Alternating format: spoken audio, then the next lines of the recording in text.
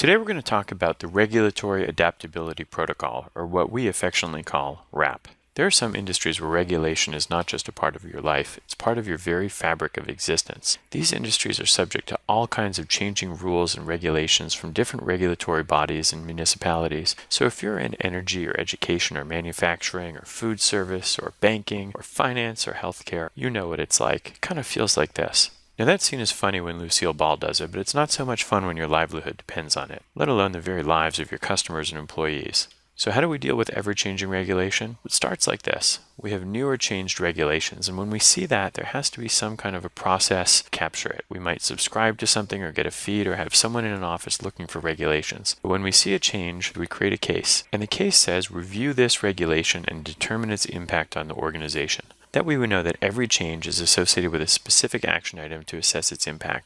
If there's no required action, we close the case.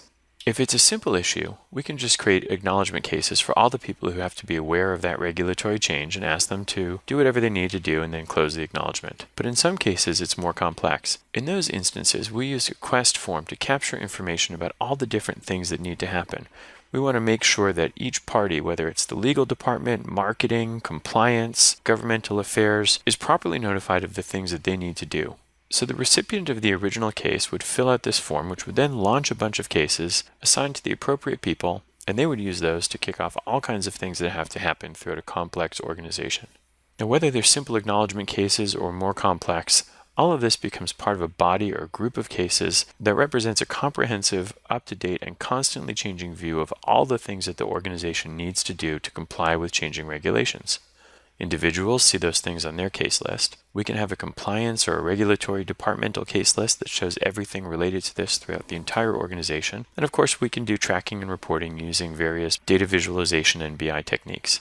And don't forget, it's not just one or two or three regulations. These things are changing all the time. In fact, you can think of it as a regulation factory that's pumping regulations through our company's systems. Every time a regulation comes, we get a case associated with it that we can keep track of. And you build a body of cases of things that we need to do to comply with those regulations. But of course, we have the same set of tools, the individual case lists, the departmental case list, and the ability to track and report against all of these things.